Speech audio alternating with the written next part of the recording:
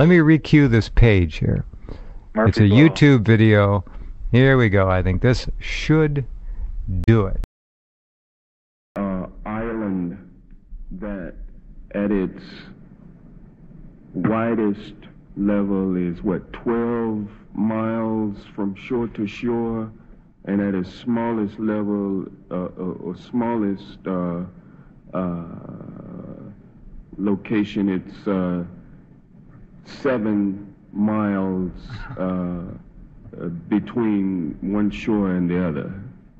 Is that correct? I don't have the exact dimensions, but to your point, sir, I think Guam is a small island. Very small island, and about 24 miles, if I recall, long. So 24 miles long, about 7 miles wide at the least widest place on the island, and about 12 miles wide on the widest part of the island. And I don't know how many square miles that is. Do you happen to know? I don't have that figure with me, sir. I can certainly supply it to you if you'd like. Yeah, my fear is that the whole island will become so overly populated that it will tip over and capsize. We don't anticipate that. The Guam population, I think, currently about 175,000, and again, with 8,000 Marines and their families, it's an addition of about 25,000 more into the population. And also things like the environment, the sensitive areas of the environment, coral reefs and those kinds of things. And I know that, lots of people don't like to think about that, but, we didn't think about global warming either. And now we do have to think about it. And so I'm concerned from an environmental standpoint whether or not Guam is the best place to do this relocation, but it's actually the only place. Is that correct? This is the best place. This is the farthest west U.S. territory that we own. And, this is part of our nation. And in readdressing the forward presence and posture importance to Pacific Command, Guam is vital to this decision. That was true. That's not a joke. The guy actually thought the island was going to tip over. He thought he actually said that. I can't believe he thought the island's going to tip over. Yeah. Yep. Wow. Congressman. That sounds like those old prank phone calls you used to be able to listen to. They're not supposed to be. Wow, I can't believe it. The guy, he sounded like he was under the influence. He looked like it too. Yeah. Yeah. Wow. Well, so there you go. That's what fast food will do to you, folks. He needs to lay off the burgers and fries and get on some fresh juice, doesn't he? He needs to get on something other than what he's on. Let's see. I'm going to look this up here. I got to check this guy out here. Yep. Congressman Hank Johnson, representing the 4th District of Georgia. That's the man. Wow. Yeah. Well, I guess that's kind of a good segue into an interesting topic that I'm going to be adding to my next edition of the book, which will be out here in a couple months, is marijuana. Aha. Very good. He sounded like he might have just smoked a little bit of it before he was didn't speaking smoke there. Enough of it. That's the problem. But anyway, that's an interesting topic because I don't know how familiar you are with that as a cancer treatment, but hemp oil is an amazing treatment for cancer. I have been taking hemp protein powder in great amounts for a long time. Okay, well then that doesn't surprise me because you do stay up on these type of issues, and that's not surprising at all that you know about hemp. But I mean, it's a superfood like spirulina and chlorella. It's got an amazing composition of fatty acids, the omega-3, omega-6, and the GLAs. And up till I believe the 1930s, medicinal hemp was actually available in most U.S. pharmacies. Correct. But in the 40s they made hemp illegal due to the fact that it was too good. It was competing with their drugs, and they couldn't have that. Big Pharma couldn't have that.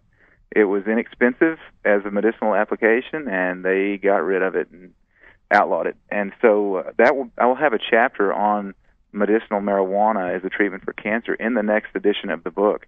Very good. The science behind it is just phenomenal. There were some studies that were done back around 2000 in Madrid. They learned that the THC, which that's the drug that actually gets you high if you smoke it, but you don't have to smoke it to get the benefit medicinally. But the THC, the tetrahydrocannabinol in the marijuana, in the hemp, it inhibits the spread of brain cancer. They found out in a Madrid study in 2000 through selectively inducing apoptosis, which is programmed cell death in the brain tumor cells. Wow. Amazing stuff. Yeah, it truly is. And there are many other things that are amazing health aids as well, which I'm sure will be in your new... That's nice you're updating the book. It's a classic already. Well, there are two of them. Hang on, be right back with Ty in just a couple of minutes. Do click on his name and pick up a copy of the book. It's essential. I can't tell you any more. If you're sick, or if you want to stay healthy, in either case, you need to read the book. Be right back. Okay, and we're back with Ty Bollinger, who is coming to us from south of the border, as they say. He's got a new edition of the book coming out. When will it be out, Ty, and what will it be called? Well, it'll be Cancer Step Outside the Box. It'll be the 5th edition. So it'll just be the 5th edition. It should be out 5 already. Probably June-ish is when I'm planning to have it out. I will probably have an additional 80 to 100 pages of information in this one. It's already 460 or 70 pages, so you'll need it's a going to be wheelbarrow probably mid-500s now. Yeah, you have to carry it around in a backpack or a wheelbarrow. Well, you can use it to work out with as well. There you go. That's true. Okay, you're going to have a big section on marijuana. Yes. And, well, we should just call it hemp because it's nature's wonder food. It's maybe the most versatile plant that we actually know of on the planet. I don't know of anything that can exceed it.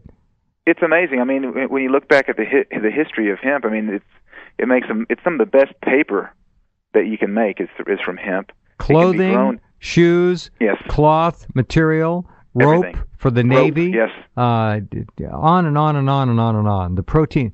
We've got Tom the Hemp King has been on many times. He talks about this till he's blue in the face. It is the most versatile plant, I believe, probably in the world. Yeah. But it's illegal to grow. Yeah. Well, California is allegedly going to vote on it in either June or November to legalize it, and it'll probably be legalized because they need the money so badly there, and they'll just tax it, which of course is the logical answer to the whole thing. Yes. The war on drugs is a joke. You have it is the war on drugs is a total joke. I mean, look at the people. There's 80 something plus % of the people that are in jail are in jail for pot. Is it 80? Yeah, it's something like 80%. Oh my! I think that was the statistic that I had. Not 80% of the people in jail, but 80% of the people that are in jail on drug charges. Mm-hmm. Understand. Are for pot. A plant. And you know you have this reefer madness that was created to make people afraid of marijuana. Let me tell you something. I know guys that used to smoke it, and they never did anything except sit around and eat. They never committed any crime. The British also did some recent research and had people driving automobiles straight, and after smoking a joint, they drove better. That's right. Made no difference, so they did better. Yes. They actually go a little bit slower. That's right. And they're not as crazy. A little more. But anyway, that's all part of the fake war on drugs. Mm-hmm. Because if we want to be honest about the whole situation, the CIA is the biggest drug runner in the world. Right. But that would take us another show altogether to get into that with the